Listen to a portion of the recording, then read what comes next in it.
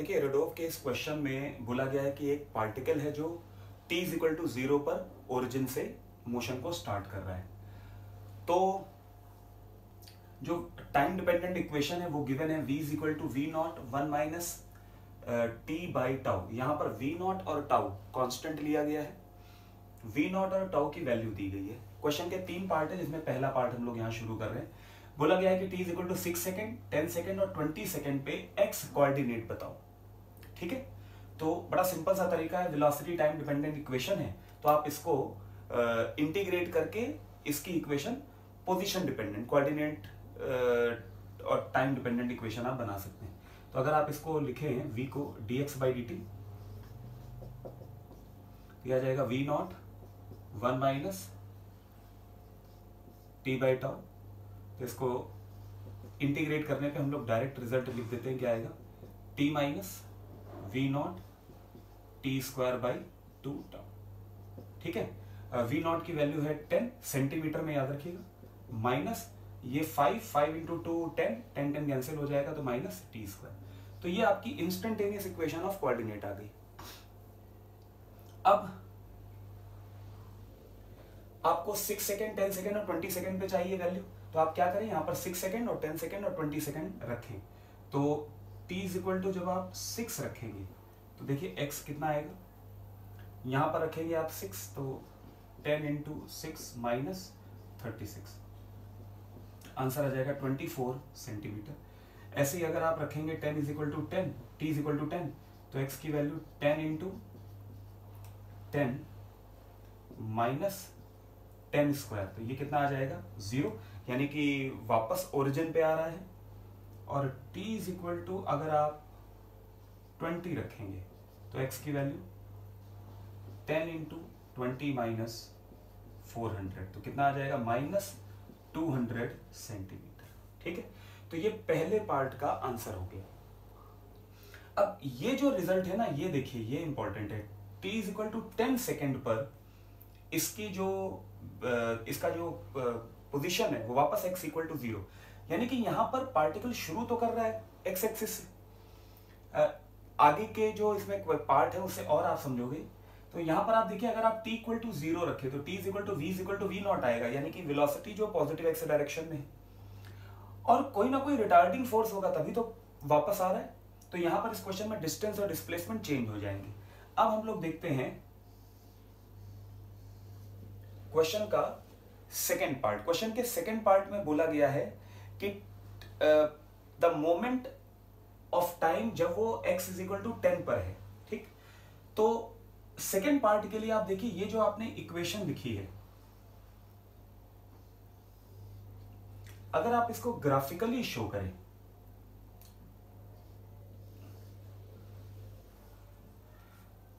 t is equal to 0, t is equal to 0 पर x equal to 0 होगा।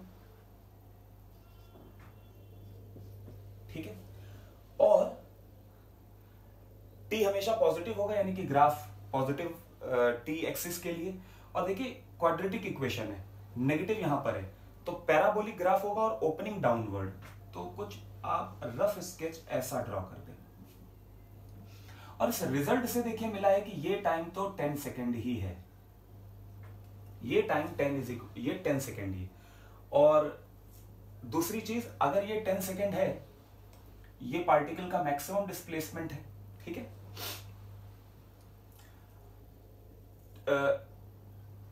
पहले part का ये ग्राफ है, इससे सेकेंड पार्ट और थर्ड पार्ट में इससे काफी हमें हेल्प मिलेगी। तो अब हम लोग आते हैं सेकेंड पार्ट पे कि हमें पता करना है कि 10 सेंटीमीटर की जो डिस्टेंस है वो उस पे कितने टाइम के बाद आया।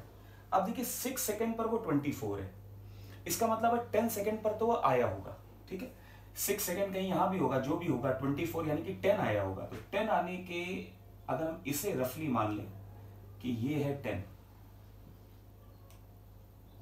अगर ये पोजीशन है 10 सेंटीमीटर तो एक टाइम आया होगा, दूसरा टाइम यानी कि t1, यहां पर टाइम की वैल्यू t2, और एक x इज इक्वल टू 10, क्योंकि कोऑर्डिनेट से 10 सेंटीमीटर है, पॉजिटिव और नेगेटिव साइड नहीं बोला गया है। तो वो पहले जब पॉजिटिव एक्स पर चलेगा तो पहले 10 आया, फिर आगे जाके जब वापस आ रहा होगा तब x इज इक्वल टू 10 और फिर नेगेटिव वाई एक्सिस पर चला जाएगा तो दोबारा से वो कोऑर्डिनेट से 10 की दूरी पर होगा। तो ये जो टाइम आएगा ये टाइम होगा t3। तो इसके 3 रूट्स आएंगे, ये चीज यहां से दिख रही है। अब इसे जरा हम सॉल्व करते हैं, ठीक है। सेकेंड पार्ट में क्या पूछा गया है वो हम लोग यहां पर देखने जा रहे हैं। तो इक्वेशन फर्स्ट पार्ट से आई x is equal to 10t minus T square. तो यहां पर आप पहले लिखें x इज इक्वल टू 10, पहले वो पॉजिटिव एक्स एक्सिस की तरफ चल रहा है तो आप यहां से लिखेंगे 10t माइनस टी स्क्वायर। तो क्वाड्रेटिक इक्वेशन, ठीक है। इसके बाद आप इसमें 2 रूट्स, क्वाड्रेटिक इक्वेशन है 2 रूट्स आएंगे वो पता कर ले। तो formula Sridharacharya method, minus B plus minus under root B square minus 4ac divided by 2। तो आप देखिए ये आ जाएगा प्लस माइनस अंडर रूट 15। तो यहां से ये 2 रूट्स आ जाएंगे जिनको आपको सॉल्व कर लेना है, ठीक है। तो 2 रूट्स ये आ गए। इसके बाद आप क्या करेंगे, x की वैल्यू अगर इस इक्वेशन में रख दे -10, तो -10 is equal to 10t minus T square. इसको सॉल्व करने पर आएगा t square minus 10t minus 10 is equal to 0। Sridharacharya method अगर लगाए तो x is equal to minus B plus minus under root 4 square under root B square minus 4ac। तो यहां पर आ जाएगा प्लस 40 डिवाइडेड बाई, ठीक है। इसे हम लोग क्या लिख सकते हैं, 35 इंटू 4 140 है, तो 35 इंटू 4 यहां पर अंडर रूट से बाहर आ जाएगा तो हम 2 लिख देंगे। तो ये रिजल्ट आएगा 5 प्लस माइनस अंडर रूट 35, ठीक है। ये आंसर है। अब इसमें जो 2 रूट आ रहे हैं आप ये देखिए, 35 5 के स्क्वायर, इसका जो रूट है वो 5 से ज्यादा आएगा तो टाइम माइनस नहीं हो सकता। अगर टाइम माइनस नहीं हो सकता तो इसमें से एक रूट हम कैंसिल कर दें। कौन सा, ये वाला, केवल और केवल प्लस वाला ये आएगा। और यहां से साफ साफ पता चल रहा है कि 10 सेकंड के बाद तो ये 10 से ज्यादा वैल्यू आ रही, तो एक आंसर हो जाएगा ये। तो एक आंसर आपका 5 प्लस रूट 15 माइनस रूट 15 और ये, ठीक है। अब इसके बाद आते हैं हम थर्ड पार्ट पे, इसे नोट करिए, फिर हम लोग आते हैं थर्ड पार्ट पे। देखिए ये चीज तो हमें पता चल गई कि ग्राफ पैराबोलिक है, इसका मतलब है एक्सेलरेशन कांस्टेंट है। अगर एक्सेलरेशन कांस्टेंट है तो अननेसेसरी हम इंटीग्रेशन से बच सकते हैं। कैसे, वेलोसिटी का एक्सप्रेशन दिया है, अगर हम इसको डिफरेंशिएट कर दें dv बाई dt, तो यहां से आपको देखिए क्या मिलने वाला है, माइनस v0 बाई टाउ, और ये आ जाएगा 2 सेंटीमीटर पर सेकेंड स्क्वायर। ये एक्सेलरेशन, माइनस साइन केवल बता रहा है कि वेलोसिटी के अपोजिट डायरेक्शन में शुरुआत में, ठीक है, नेगेटिव डायरेक्शन है। अब ये इंटीग्रेशन से हम बच रहे हैं तो बड़ा सिंपल है कि पहले 4 सेकंड में कितना चला, तो आप t इज इक्वल टू 0 पर x इक्वल टू 0 जानते हैं और वेलोसिटी कितनी है, अगर आप t इज इक्वल टू 0 रखें तो ये आ जाएगा सेंटीमीटर पर सेकेंड। तो बड़ा सिंपल है, 4 सेकंड में कितना चला ये चीज पूछी जा रही है। तो आप यहां पर लिख सकते हैं s is equal to ut minus half at square. Initial speed कितनी है 10, टाइम की वैल्यू कितनी दी गई है 4, माइनस हाफ इंटू a की वैल्यू हो गई, a आपको दिया है एक्सेलरेशन 2, माइनस साइन हमने पहले ही लगा दिया, इंटू 4 इंटू 4, ठीक। तो ये 40 माइनस 16 यानी कि 24 मीटर।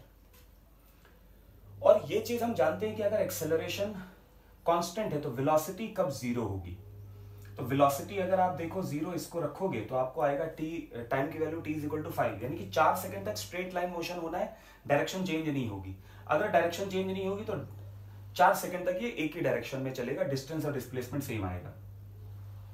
तो 4 सेकंड का ये आंसर है। अब इसके बाद बोला गया है 8 सेकंड में, हमें पता है कि 8 सेकंड के बीच में कहीं ना कहीं डायरेक्शन चेंज हो रही है, और वो डायरेक्शन कहां पर चेंज हो रही है, आप देखिए वेलोसिटी को रखिए, v is equal to v0 1 minus T by tau is equal to 0, तो t is equal to tau यानी कि 5 सेकेंड।